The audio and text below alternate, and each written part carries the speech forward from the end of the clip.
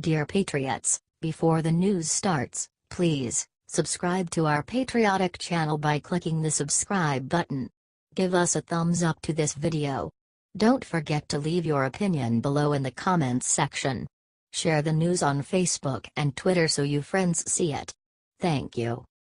Sarah Huckabee Sanders mockingly awards NYT Columnist for the dumbest Trump statement of 2017. The media has told a lot of ridiculous lies about Trump. They compare him to Hitler, ISIS, and North Korea. They claim that America doesn't like Trump, using the same type of polling that predicted that Trump didn't stand a chance against Hillary. Sarah Huckabee Sanders wrote a tweet describing the worst Trump prediction of the year. Greatest story of the year, booming at real Donald Trump economy. Worst prediction for the year, tweeted Sanders with a photo of an article predicting that Trump will ruin the economy and it will never recover. It really does now look like President Donald J. Trump, and markets are plunging. When might we expect them to recover? Asks New York Times writer Paul Krugman. Frankly, I find it hard to care much, even though this is my specialty. The disaster for America and the world has so many aspects that the economic ramifications are way down my list of things to fear. Still, I guess people want an answer. If the question is when markets will recover, a first-pass answer is never, wrote Krugman. Under any circumstances, putting an irresponsible, ignorant man who takes his advice from all the wrong people in charge of the nation with the world's most important economy would be very bad news.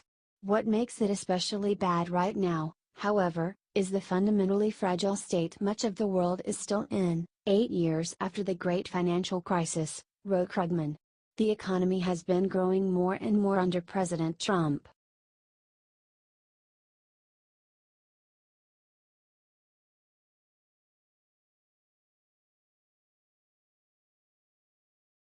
Conservative Bret claims Trump's policy victories mean nothing as long as he is mean to people. New York Times writer Bret claims that he is a conservative, and a never-Trumper. While he can admit that Trump has done amazing things since he was elected, he still can't appreciate Trump because Trump is a meanie.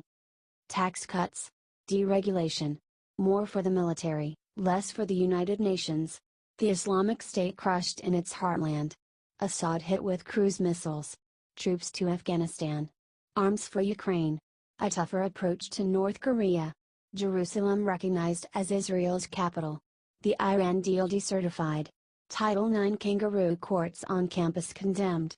Yes to Keystone. No to Paris. Wall Street roaring and consumer confidence high, writes Stevens. And, of course, Neil Gorsuch on the Supreme Court. What, for a conservative, is there to dislike about this policy record as the Trump administration rounds out its first year in office? He wrote. That's the question I keep hearing from old friends on the right who voted with misgiving for Donald Trump last year and now find reasons to like him.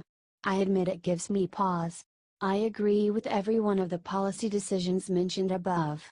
But I still wish Hillary Clinton were president, he wrote. So why does he wish this?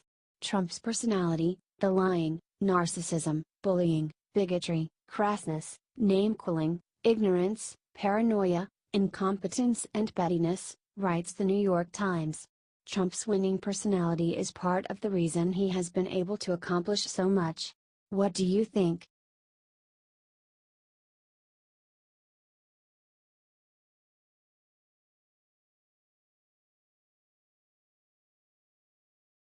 Congressman introduces bill that will punish the NFL for allowing national anthem protests.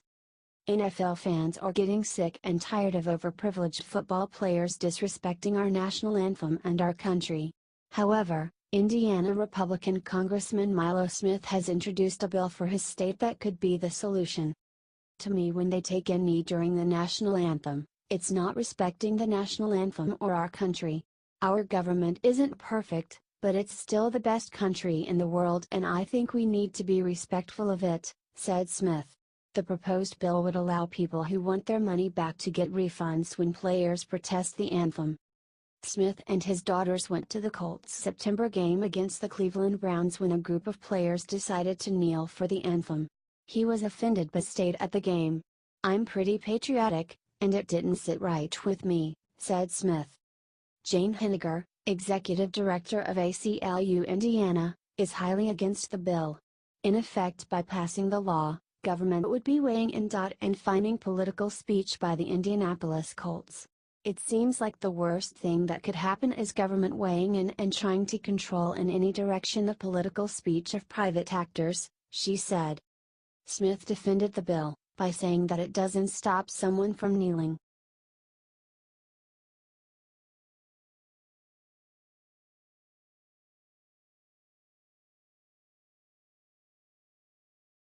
Trump, Haley, and Tillerson just stood side by side and delivered a message that will send chills down Kim Jong-un's spine. Talk about the dream team.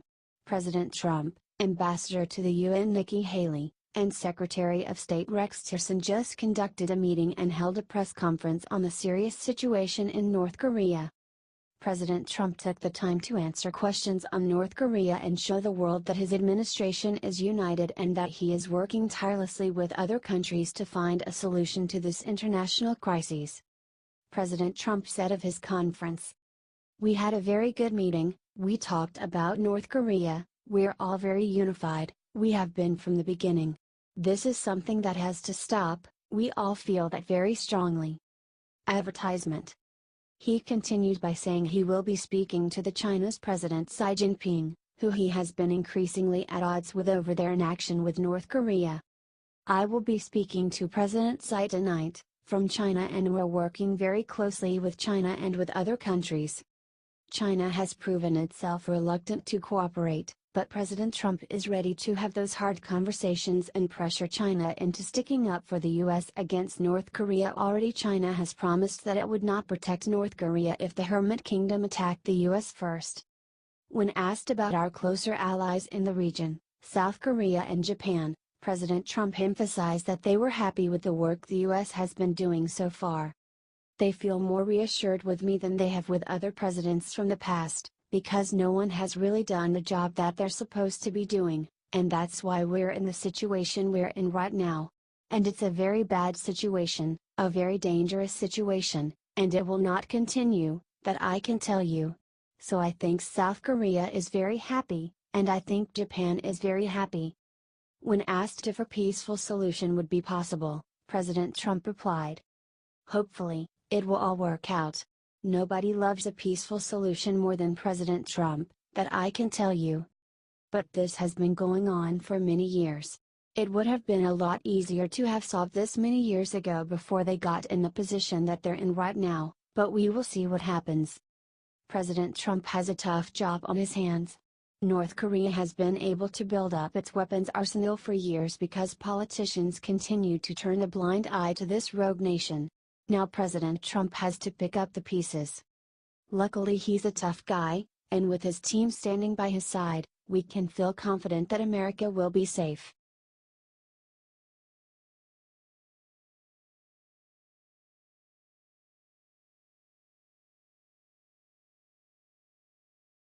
Right after North Korea threat, Trump just called up Guam and gave best news imaginable. What the leftists want to call a vacation has actually been President Trump working around the clock to keep us safe from threats on all sides. Heck, just 2 days ago Kim Jong-un threatened to nuke Guam, a U.S. territory. So what did President Trump do?